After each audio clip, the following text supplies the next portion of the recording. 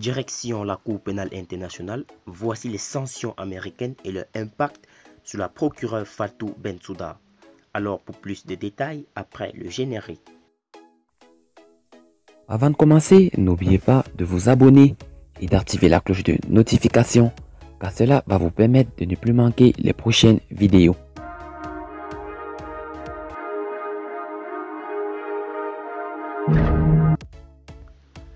Fatou Bensouda et certains de ses collaborateurs se sont vus infliger des sanctions par l'administration américaine. L'on en sait un peu plus sur l'impact de ces restrictions imposées par les USA à la procureure de la CPI. Sanctionnée par les Américains, descente aux enfers pour Fatou Bensouda. En raison des enquêtes de la Cour pénale internationale annoncées par le bureau du procureur de la CPI contre des militaires américains, Mike Pompeo, chef de la diplomatie américaine, avait lancé en mars 2019 une politique de restriction de visas américains contre Fatou Bensouda et les Zoltan Pakiso, son collaborateur impliqué dans les faits de corruption et de fautes graves. Ces derniers ont d'ailleurs été mis sur la liste des sanctions historiquement réservées aux criminels de guerre et aux terroristes internationaux. À en croire Jeune Afrique, l'administration Trump a également gelé plusieurs comptes de l'ancien ministre des Affaires étrangères du dictateur Yahya Jammeh, localisé aux États-Unis.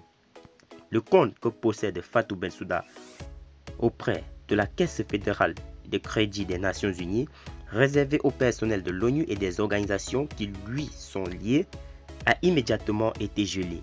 Ses cartes bancaires liées au système monétaire américain ont également été désactivées.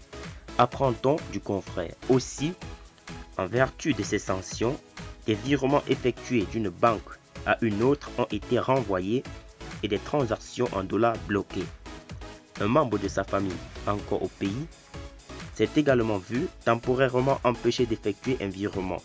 Des difficultés liées à certains comptes néerlandais de Bensouda ont pu être résolues rapidement, mais du côté des États-Unis, certaines banques continuent de faire du zèle à l'égard de la Gambienne. Interdit de voyager au pays de l'oncle Sam avec son époux et ses deux enfants peuvent toutefois se rendre à New York en vertu du traité de l'accord de siège qui accorde au district administratif de l'ONU un statut particulier, mais jusqu'à quand? Enfin, demanda à la CPI, serait-ce une descente aux enfers de Fatou Bensouda avec ses sanctions américaines?